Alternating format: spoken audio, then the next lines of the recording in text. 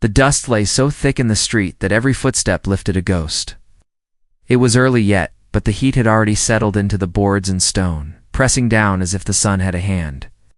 A windmill creaked somewhere beyond the livery, slow and tired, and the sound carried through the town like a bone worrying itself. Elias Crow stood at the hitching rail outside Ransom and Pike's, one hand resting on his horse's neck. The animal's hide was dark with sweat. Elias did not wipe his own face. He let the heat have him. He had learned long ago that fighting the land only made it meaner. Across the street, the sheriff's office squatted low and wide, its porch sagging, under the weight of men who leaned there as if the place belonged to them personally. Sheriff Caleb Dorn sat in a chair tipped back against the wall, hat pulled low, boots crossed. He watched Elias the way a cat watches a mouse. It does not yet feel like killing. The town of Red Hollow was awake now. Doors opened, voices drifted. Someone laughed too loud. Someone else coughed. Somewhere a woman was crying, though Elias could not place where, and the sound faded as if swallowed by the buildings. He turned his gaze down the street instead, toward the hard white line of desert that began where the last shack ended. He had come in from that direction before dawn, riding alone, carrying nothing but a bedroll and a past that had learned how to keep quiet. He had meant to water the horse, buy beans and coffee, and leave again before the sun climbed too high. That was before he saw the notice nailed crooked to the post outside the saloon. Auction. Today, unknowing. Explanation. No name, just that word. Auctions in towns like Red Hollow were never about land. Elias had learned that too. He ran a thumb along the scar at his knuckle, the old one that pulled when the weather turned. His horse flicked an ear, sensing his unease. Elias leaned close and murmured something soft, nonsense meant only to calm. The horse blew and settled. Crow. The sheriff's voice came lazy, but sharp-edged. Elias did not turn right away. He waited a breath, then another. Silence could be a kind of answer. When he finally faced the porch, Dorn was smiling. "You riding through, or you fixing to stay a while?" Dorn asked. Elias shrugged. "Depends on what." "On how friendly the town is." A few of the men on the porch laughed.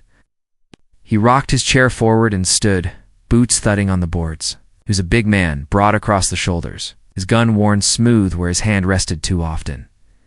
"Town's friendly enough," Dorn said, "so long as a man minds his own." Elias nodded. "That's usually my habit." Dorn's smile thinned. "Good." Turned away then. Conversation finished in his mind. Elias watched him go, then led his horse toward the water trough. As he bent, the crying came again, closer this time. From behind the saloon, he straightened slowly. He had learned other habits too, some harder to break than others. The alley. Behind Ransom and Pike's, smelled of stale beer and piss. Flies lifted in a cloud when Elias stepped in, then settled again. At the far end, half in shadow, a woman sat on the ground with her back against the wall. She was young. Younger than the lines at the corners of her eyes suggested. Her dark hair hung loose and tangled, her dress torn at the shoulder. One wrist was red where a rope had been. When she saw him, she stiffened, fear flashing across her face so quick it was almost reflex. "I ain't here for you," Elias said, his voice low. He stopped a few paces away, careful not to crowd her. She stared at him, chest rising and falling fast. Her eyes were dark, sharp, assessing. Not the eyes of someone beaten into nothing. Not yet. "They say, you're selling me," she said. Her voice was hoarse but steady.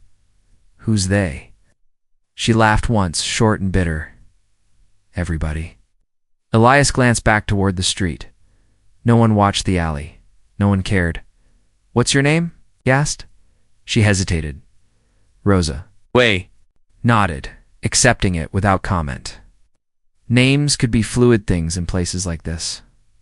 "Why?" he asked. "Because my husband's dead," she said. "And because Dorn says I owe the town. For food, for shelter, for burying him." Elias felt something tighten in his chest. "Your husband die here?" She shook her head. "We was passing through. He got sick." Fever. I asked for help. Her mouth twisted. Help ain't free. He looked at her wrists again, at the bruise darkening already. Where are they keeping you? He asked. She lifted her chin toward. The saloon, basement. They bring me out when they need to show what they're selling. A door slammed somewhere. Voices rose. Noon was coming. Elias stood there, the heat pressing down, the dust settling on his boots, and felt the old weight of choice settle on his shoulders. He had carried it before. It had cost him things he did not talk about anymore. I can't buy you, he said quietly. Rosa's eyes hardened. I didn't ask you to. He nodded again. I know. He turned to go. Behind him, she said, softer, you ain't like the others. He paused, then kept walking. Noon came with the clang of a bell. The street filled as if the sound had poured. Men out of doors. The auction block had been set up near the well, a rough platform of planks. Dorn stood beside it, arms crossed, surveying his town with the satisfaction of a man certain of his power. Elias stood at the edge of the crowd, hat low, watching. He saw Rosa brought out between two deputies, her hands bound again, her face set. He saw the way eyes lingered on her, measuring. Dorn raised a hand. Quiet, murmurs died. We got ourselves a situation, Dorn said. Woman owes the town, ain't got the means to pay. So we settle it like civilized folk. A few men chuckled. She's strong, Dorn went on. Good worker, can cook, can clean, can warm a bed if that's what you're looking for. Rosa's jaw clenched. Elias felt his own hands curl into fists. Bidding starts at 20. Dorn said. A hand went up. 20, 25, 30. The numbers climbed. Elias watched, heart pounding. Every bid a hammer blow. He told himself to turn away. He told himself he had done what he could by seeing her, by acknowledging her humanity in a place that had none. At 50, the bid slowed. At 60, they stopped. Dorn looked around. Any more? Silence stretched. Flies buzzed. Somewhere a door creaked. 60 going once, Dorn said. Elias stepped forward. 70. The word fell heavy in the air. Heads turned. Dorn's eyes narrowed. You sure, Crow? Dorn asked. That's a lot of money for a man just passing through. Elias met his gaze, I'm sure. No one else spoke. Dorn smiled again, wide this time sold. The rope was cut. Rosa was pushed toward Elias. She stumbled, caught herself, and looked up at him. Confusion and something like hope warring in her eyes. Elias handed Dorn the money without a word. Dorn weighed it in his hand, then nodded. Take her and go. Dorn said. Town's done with her. Elias took the rope from Rosa's wrists himself. His fingers brushed her skin. She flinched, then steadied. They walked out of Red Hollow together, the desert opening before them. They did not speak until the town was a smear of wood and dust behind them. Why? Rosa asked finally. Elias did not answer right away. He watched. The horizon, the heat shimmer, the long road.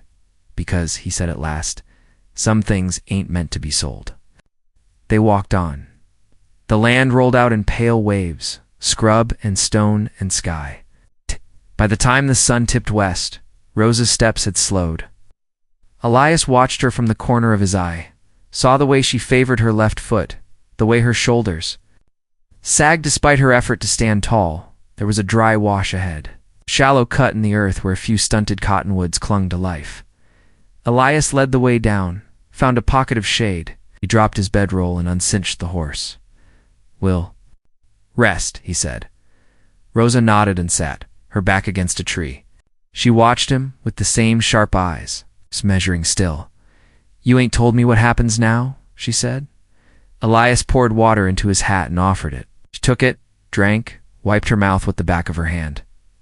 Now, he said, you're free. She laughed again, the same short sound. Free where? He considered. Wherever you want.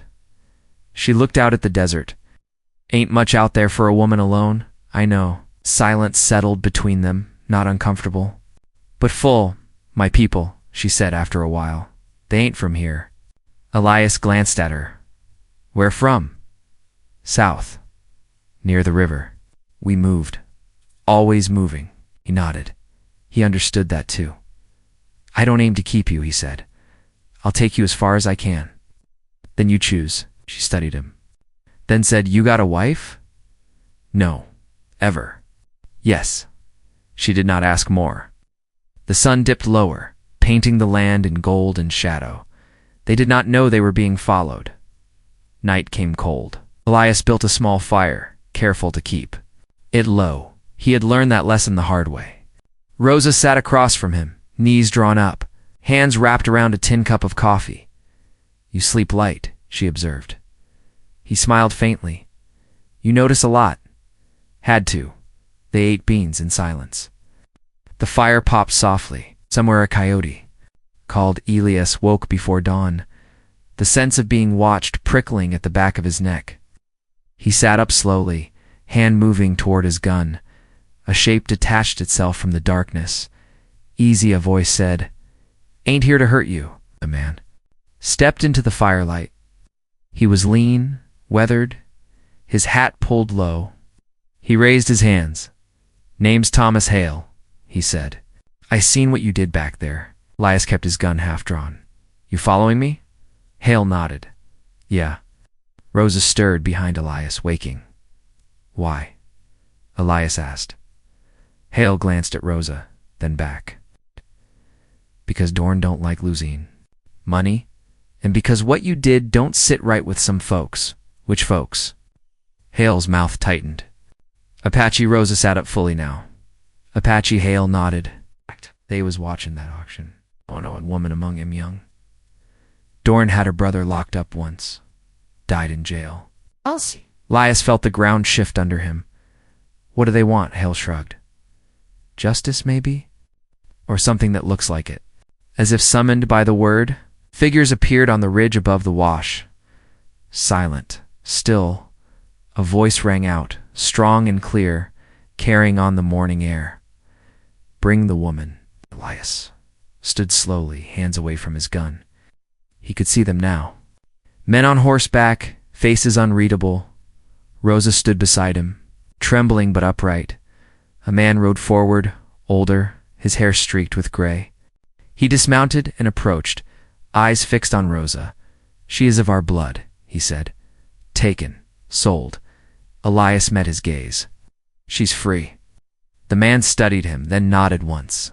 Then choose, he said. He turned and spoke to the others in a language Elias did not understand. They listened, then one by one looked at Elias. The man faced him again. Choose one as your husband, the chief ordered. Rosa's breath caught. The chief gestured toward the circle of men. Rosa looked at. Then at Elias. And without hesitation, she pointed at him.